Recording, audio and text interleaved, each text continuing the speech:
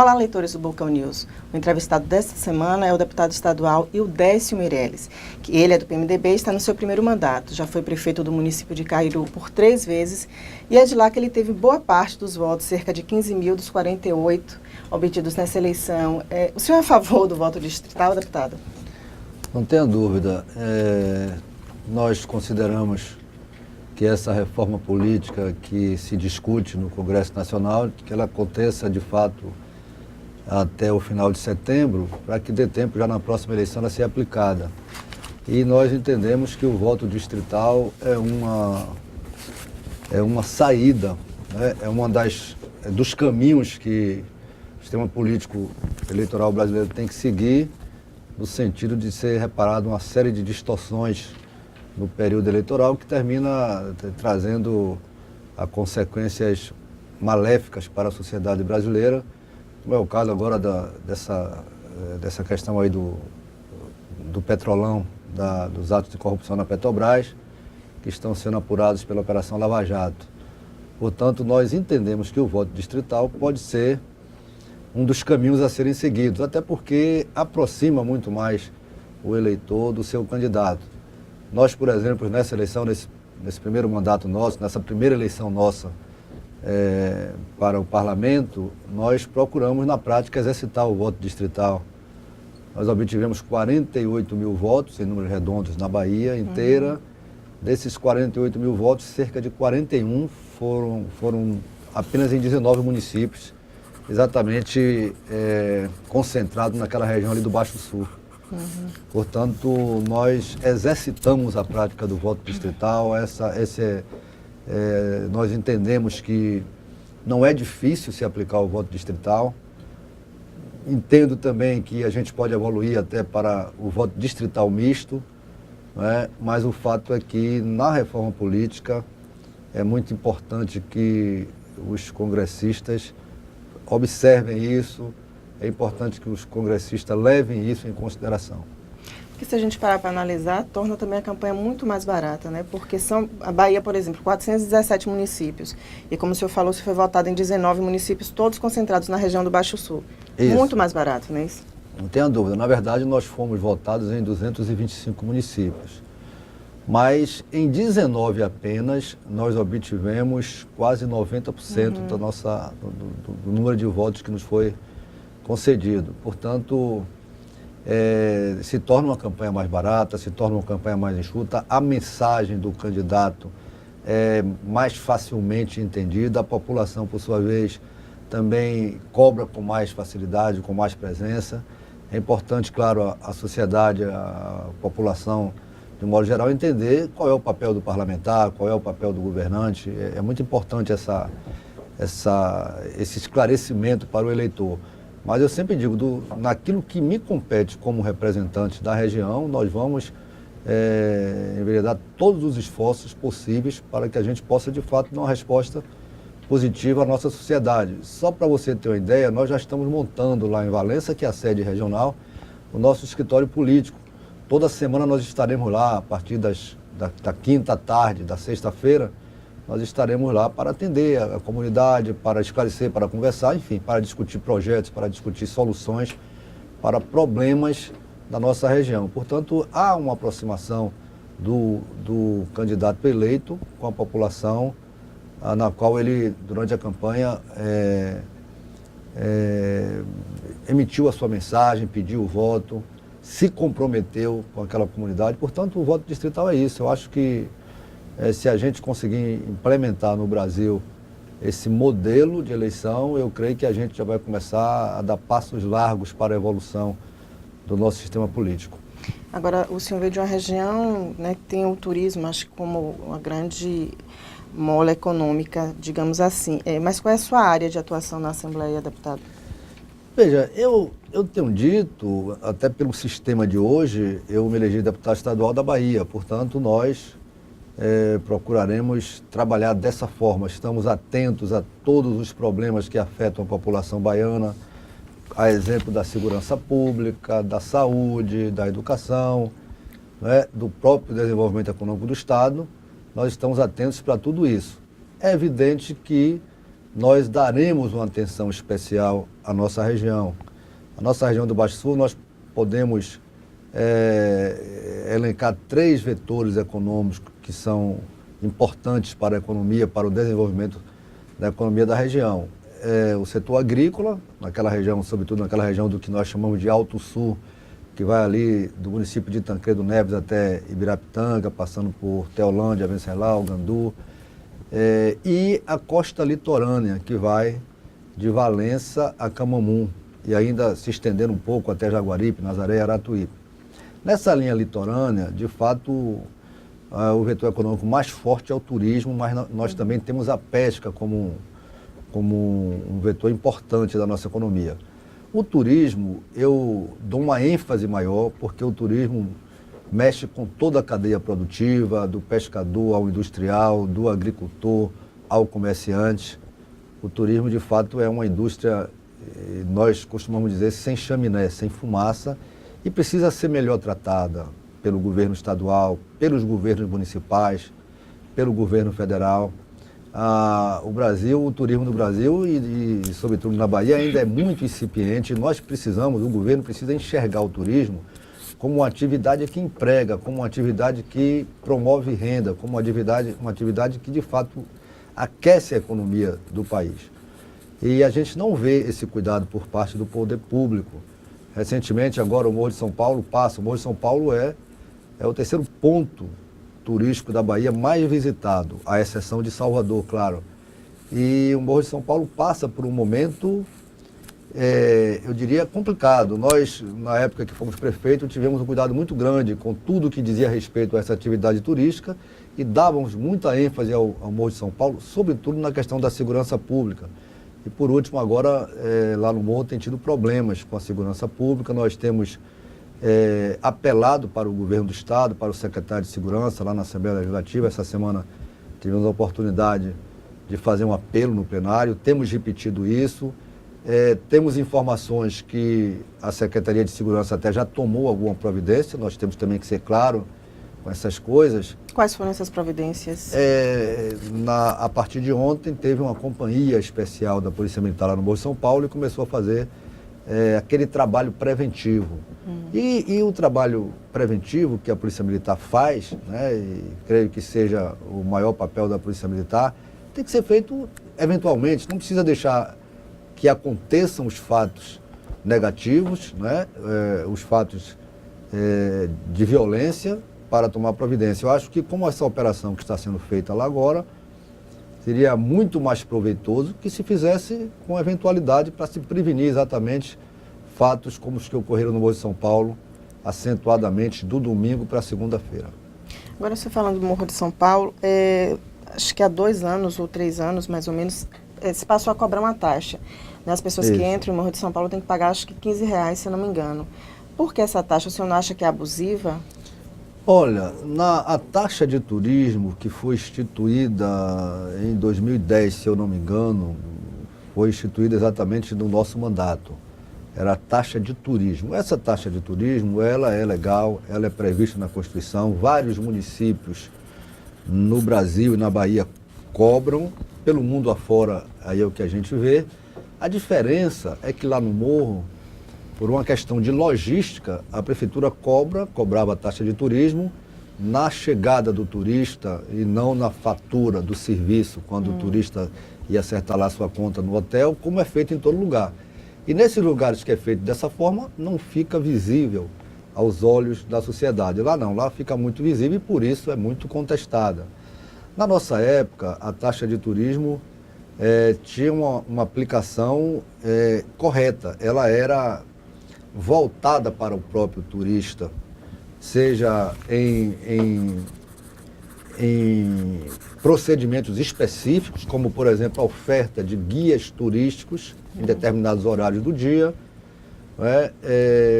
dentre outras que me fogem agora. Mas também ela terminava por contribuir com determinadas ações do poder público que, teoricamente, já estão vinculadas a outros tributos. Mas, por exemplo, nós tivemos a oportunidade naquela época de socorrer um turista acidentado que estava em passeio em outra localidade do município. Várias vezes Nós, inclusive, transportamos turistas, não só internamente no município, com lanchas rápidas, como com veículos até Valença ou até Salvador. Portanto, era uma taxa que, e interessante é que alguns casos que o turista reclamava, por incrível que pareça, teve oportunidades de um turista desse precisar de um serviço específico da prefeitura e terminar agradecendo à prefeitura e entendendo qual o motivo da cobrança da taxa. Mas o Tribunal de Justiça, por uma ação, em consequência de uma ação movida, se eu não me engano, pelo Ministério Público, entendeu que a taxa deveria ser suspensa e assim foi, imediatamente suspensa. Nesse mandato atual é cobrada uma taxa de preservação ambiental. Eu confesso que eu não tenho acompanhado isso de perto, não estou na administração, claro, mas me parece que o Ministério Público exigiu que fosse criado um fundo para administrar esses recursos, é o que eu sei até aí. Então, me parece que o Ministério Público tem acompanhado isso de perto. Portanto, eu, por estar fora da prefeitura hoje, não vou dizer que não concordo com a cobrança. Concordo, até porque o nosso município ele é muito sensível do ponto de vista ambiental e precisa de um recurso específico para que o município possa cuidar dessa, eu diria, dessa riqueza que nós temos lá, que é exatamente a nossa biodiversidade. O município ele é rico nas questões ambientais, como é na questão natural, de um modo geral. Sim. Portanto, eu concordo. Só entendo que esses recursos devem ser, de fato, geridos com muito cuidado, como deve ser, de um modo geral, um recurso público. Mas esse especificamente, por se tratar de um recurso para fundo ambiental. Agora, não sei se o senhor vai ter de cabeça, mas quanto é que vocês arrecadavam com essa taxa de turismo? No passado, por último, essa taxa de turismo, ela tinha um valor de R$12, se eu não me engano. E nós chegamos a arrecadar algo em torno aí de 1.800.000 por ano. No Morro de São Paulo, naquela época, a gente tinha uma média aí que passava pela ponte cerca de 150 mil visitantes. Mas desses, alguns não pagavam a taxa por algum motivo, outros entravam por outros acessos ao Morro de São Paulo, e nós não podemos dizer que era exatamente a multiplicação do valor da taxa pelo número de turistas que entravam. Chegávamos sempre perto. Hoje, eu creio que muito mais pessoas chegam ao Morro de São Paulo por ano, mas não sei exatamente quanto é que é cobrado hoje. No passado, esse recurso, ele tinha uma valia muito grande, porque, como eu lhe falei, além da gente oferecer determinados serviços específicos ao turista, como falei aqui, guia, ou informativos, ou atendimentos especiais na saúde, por exemplo, ele terminava por ajudar o orçamento próprio da prefeitura, na medida que a gente tinha mais condições de oferecer os serviços já originários do poder público municipal. Então, havia, por exemplo, atendimento na área de saúde para o turista, mas que também se estendia para a população. Não tenha dúvida. Local. O serviço de saúde para a população, na nossa época, era considerado, para você ter ideia, a nossa secretária de saúde, por 2 anos consecutivos, foi premiada. Eu me lembro que um deles, nós ficamos entre os 100 municípios brasileiros que melhor ofereciam serviço de saúde. No ano seguinte, de novo, nós conseguimos uma premiação, em 2012, se eu não me engano. Ainda no ano passado, o município de Cairu foi contemplado com algum benefício do sistema de saúde brasileiro, pelo Ministério da Saúde, em vistas dos procedimentos que eram tomados até 2012. Além dessa qualidade no serviço de saúde que a gente oferecia à população, os turistas, além de usufruir desses serviços, tinham alguns serviços especiais. Aí o senhor falou da premiação da Secretaria de Saúde, né, do bom desempenho, mas o senhor teve contas rejeitadas pelo Tribunal de Contas dos Municípios dos anos 2008 e 2011. Quais foram as irregularidades? Veja, deputado? 2008 foi um equívoco muito grande, tanto que nós pedimos reconsideração daquele parecer do conselheiro naquela época, e imediatamente foi reconhecido. Em 2011, nós tivemos um problema, já com outro conselheiro, um problema com instituição civil. O município de Cairu, por ser um arquipélago, por ser um município que tem um fluxo de turistas muito grande, por ser um município que tem uma biodiversidade muito rica e sensível, nós tivemos que buscar alternativas para oferecer um serviço melhor. Então, por exemplo, na área de saúde, nós tínhamos lá na época a obrigação de oferecer os serviços básicos de saúde, a atenção básica. Mas exatamente por essas condições que o município tem, nós oferecemos em algumas localidades, como Morro de São Paulo, a sede do município, eventualmente na Gamboa ou em Boipeba, nós oferecíamos atendimento médico 24 horas, com uma equipe como se fosse uma equipe de PSF, médico, enfermeiro, motorista, marinheiro das lanchas ambulâncias, e nós não tínhamos como eternizar essa despesa para o município. E aí nós tivemos que buscar a alternativa de uma instituição civil para, como se fosse terceirizar essa mão de obra. E assim foi na área de segurança pública, nós conseguimos tamponar a evolução do índice de violência no Morro de São Paulo, por exemplo, naquela época. Na questão das ações relativas à fiscalização do meio ambiente, as ações na área de turismo, ações na área de fortalecimento da nossa educação. Então, o município, naquela época, não posso lhe afirmar hoje, mas naquela época nós tínhamos uma capacidade de investimento boa e que não é eterna. Então, eu aproveitei para oferecer um serviço melhor à população, para oferecer um serviço melhor aos turistas. Aí você pode me perguntar por que não fez concurso público? Exatamente por isso. Porque nós pensamos no futuro, não queríamos eternizar um ônus para o município que ali na frente possa ser que ele não tenha condições de cumprir. E aí nós fomos buscar essa alternativa, mas o Tribunal de Contas não entendeu assim e desaprovou a nossa conta. Nós estamos aí agora, juntamos uma série de documentos e estaremos entrando na Justiça para que a Justiça possa fazer uma avaliação, a Justiça comum, possa fazer uma avaliação melhor, com mais tempo, da questão dessas nossas contas de 2011. Mas eu posso lhe afiançar, lhe garantir que nós temos a nossa consciência tranquila, que mesmo com esse problema, e esse problema foi exatamente por nós termos avançado na gestão pública, no sentido de oferecer um serviço de melhor qualidade à população. Agora, deputado, o senhor faz parte de um partido que é oposição ao governo Rui Costa. Eu queria saber do senhor especificamente, o senhor vai fazer uma oposição ferrenha na Assembleia ou vai ficar naquele meio termo, aprova o que for bom para a população baiana e o que não for, eu voto contra? É preciso que a gente entenda vamos dizer assim, a tarefa, né, a atribuição, o papel da oposição. Eu vejo a oposição como uma coisa extremamente necessária, claro, ao sistema democrático, na medida em que ela é responsável, na medida em que a oposição não é feita de forma odiosa, não tem, acho que isso é coisa do passado, não tem por que ser assim. Dentro dessa visão, nós vamos nos posicionar na Assembleia Legislativa com um olhar crítico, com o olhar de quem vai apontar os defeitos, as falhas, quem vai reivindicar as necessidades da população baiana, de quem vai cobrar do governador as ações, sobretudo aquelas que ele prometeu em campanha.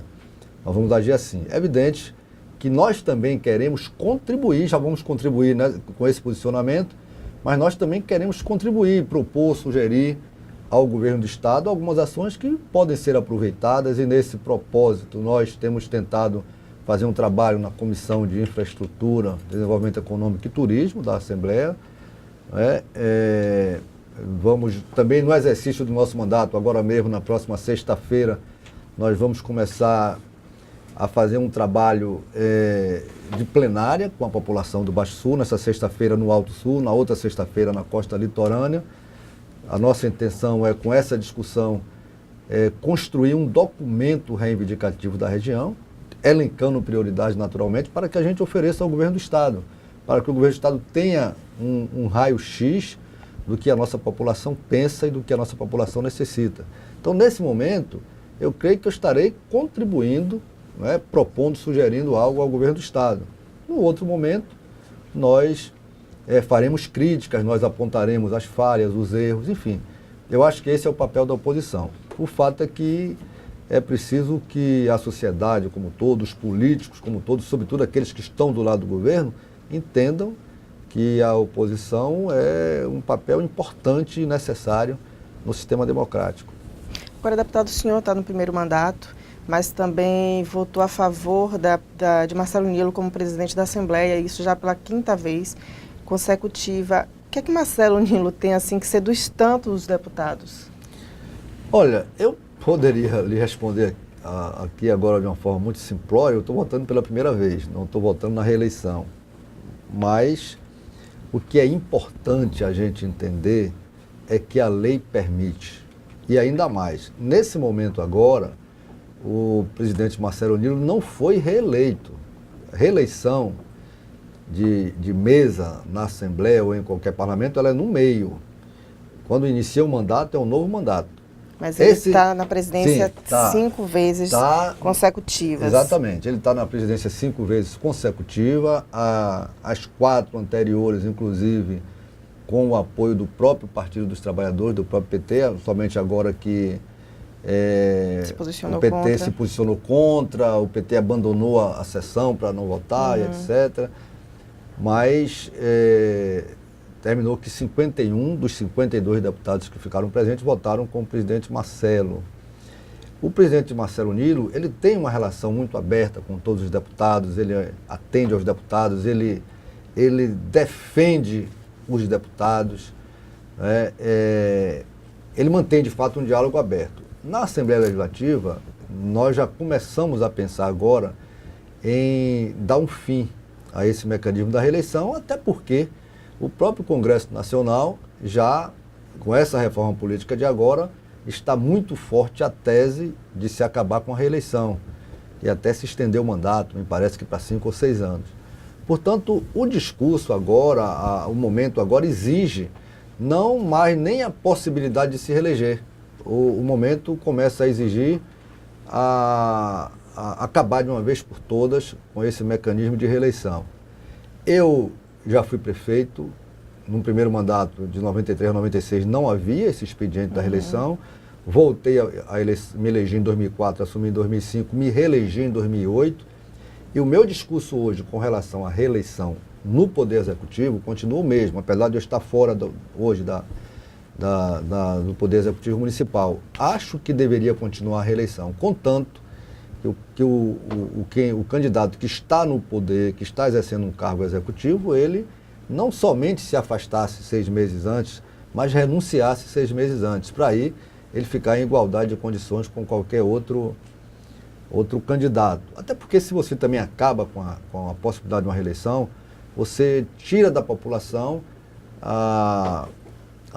vamos dizer assim, o seu desejo, né, de continuar com aquele governante se ele está sendo bom. Mas o fato que no parlamento, e em particular na Assembleia Legislativa, nós já estamos pensando lá em começar a discutir o término da possibilidade do presidente da mesa se reeleger, mas quando isso acontecer, é bom que fique claro. Alguém pode ser o presidente da Assembleia, por exemplo, daqui a 2 anos, encerra o mandato em 2018. Esse presidente da época acaba o mandato como presidente. No início do outro, ele sendo um deputado, ele pode ser de novo. Aí não é reeleição. É essa diferença que precisa ficar muito claro. E nesse momento agora, eu posso lhe dizer que votei na eleição do presidente Marcelo Nilo. Tá bom. Deputado, muito obrigada por o senhor ter vindo aqui para o nosso estúdio, aqui do Bocão News. O senhor quer falar alguma coisa para os seus eleitores? Olha, eu quero primeiro agradecer a vocês essa receptividade que estive aqui nessa visita ao Bocão News. Agradecer essa oportunidade de estar aqui fazendo essa entrevista com você e deixar uma mensagem aqui para a população baiana. Nós estaremos na Assembleia à disposição da população, à disposição para a gente debater os grandes temas da nossa Bahia, do nosso estado, da nossa economia, das nossas atividades produtivas, né, dos nossos problemas sociais, e em especial lá para o nosso Baixo Sul, ali, Cidade de Valença, Cairu, Taperoá, enfim, toda a Costa do Dendê, o Alto Sul, o Recôncavo Sul também, nós tivemos a oportunidade de ter participado desse processo eleitoral em Santo Antônio de Jesus, Nazaré, Jaguaripe, Aratuípe, Dom Macedo Costa. Portanto, eu quero reafirmar à população baiana, em especial a desses municípios que aqui falei, que nós estaremos apostos na Assembleia Legislativa e vamos nos esforçar muito para que a gente possa, ao final dos 4 anos, ter uma avaliação positiva do nosso mandato. Muito obrigado, portanto. E por aqui pelo Bocão News você acompanha todos os trabalhos que acontecem na Assembleia Legislativa, na Câmara Municipal, no Executivo. Até a semana que vem com um novo entrevistado.